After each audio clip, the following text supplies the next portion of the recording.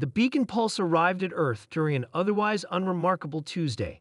It came in as garbled static on amateur radio equipment, first dismissed as cosmic background noise until similar reports emerged across the globe. Within hours, government agencies were scrambling analysts to decode what was clearly an artificial transmission. Captain Alex Reed of the United Earth Defense Force stood motionless as the broadcast played on the central screen of the war room. Unlike the other military officials gathered, Reed had understood exactly what they were witnessing from the first frame, not because he spoke the alien language, but because he recognized the unmistakable sound of terror. "Play it again," General Williams ordered, her weathered face unusually pale under the harsh lights. The broadcast flickered back to life. An alien, humanoid, but with gray-blue skin and 4 eyes, spoke frantically into what appeared to be a communication device. Behind the alien, fires raged through what looked like a command center. Other aliens rushed in panic across the background. The translator program struggled with the language, but certain words came through clearly enough: invasion, extermination, unstoppable, and beware. Then came the footage that had turned the blood of every human who'd seen it to ice. The camera panned to show the invaders, tall figures in obsidian armor moving with methodical precision, their weapons reducing the aliens to ash. One of the armored figures turned toward the camera, revealing a helmet design that seemed to mimic a human skull. "Freeze there," Reed said quietly. The technician complied, and the image held on the invader's chest plate. There, emblazoned in crimson against the black armor, was an unmistakable symbol: the Earth's double helix DNA strand. "That's impossible," whispered Dr. Tanner, the lead xenobiologist. "We haven't developed anything remotely like that technology." "Not yet," Reed corrected her. "Not at this timeline." The room fell silent as the implications sank in. The broadcast concluded with the desperate alien's final message, now fully translated: "If you receive this, stay hidden. They call themselves humanity, and they remember what you did to them." The problem was, humanity hadn't done anything to anyone yet. They had barely ventured beyond their own solar system. "What we did to them?" Williams asked the room at large. "We've never even encountered other intelligent life." Dr. Tanner cleared her throat. "The quantum mechanics division has been theorizing about temporal divergence.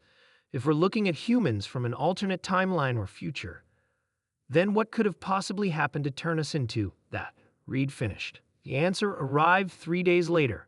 Orbital defense satellites detected the incoming vessel long before it entered the solar system. Unlike the primitive human ships, this one sliced through space-time like a surgical tool, appearing suddenly at Neptune's orbit. Earth's governments prepared for first contact, hoping it wasn't the armored invaders from the broadcast. It wasn't. The ship belonged to the Vex Confederacy, an alliance of 16 species that claimed to have been monitoring Earth for decades. They requested an audience with Earth's leaders, bringing warnings and offers of protection. Admiral Pike met the alien delegation at the newly constructed neutral ground facility in Geneva. The lead diplomat, who called himself Mott, was a tall, spindly being with translucent skin that revealed pulsing organs beneath. "We received the same broadcast," Mott began without preamble.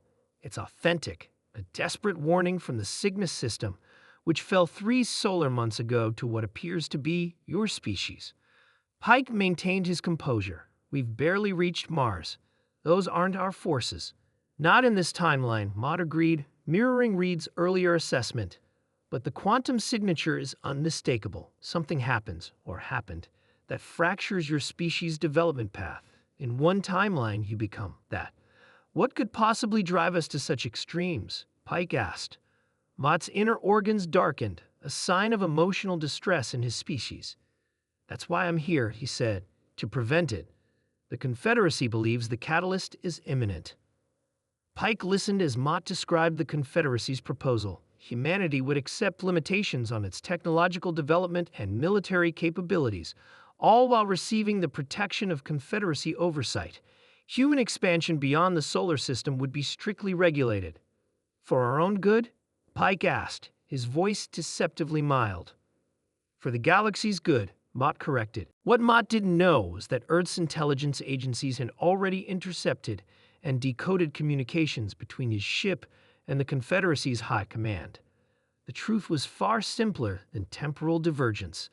The broadcast was real, but the Confederacy had doctored it, adding the human DNA symbol and fabricating the translation. The armored invaders weren't human at all. They were the military arm of the Confederacy itself, systematically conquering potentially dangerous emerging civilizations under the guise of preventative peacekeeping. When Pike returned to the war room, he placed a data drive on the table. "They think we're gullible children," he said. "They tried to scare us into submission with a faked broadcast." Reeb looked at the evidence compiled by Earth's best analysts. "So there's no alternate timeline where we become galactic conquerors?"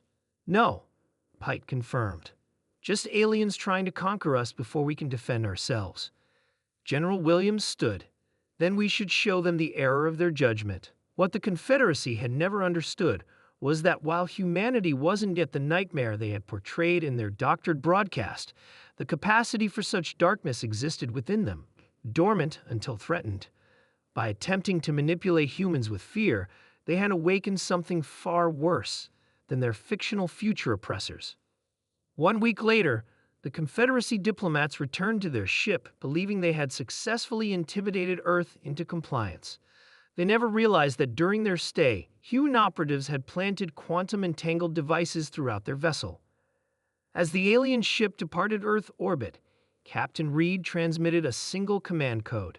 Throughout the galaxy, the broadcast that had been meant to cow humanity into submission was instead replaced with a new message: the truth about the Confederacy's deception, sent simultaneously to every world they had subjugated under false pretenses.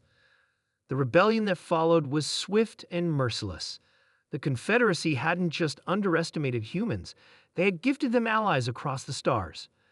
And as Earth's first true warships launched the following year, their hulls bore no skull-faced helmets or DNA symbols, just a simple phrase in 16 different alien languages: "Never try to frighten those who have mastered fear itself."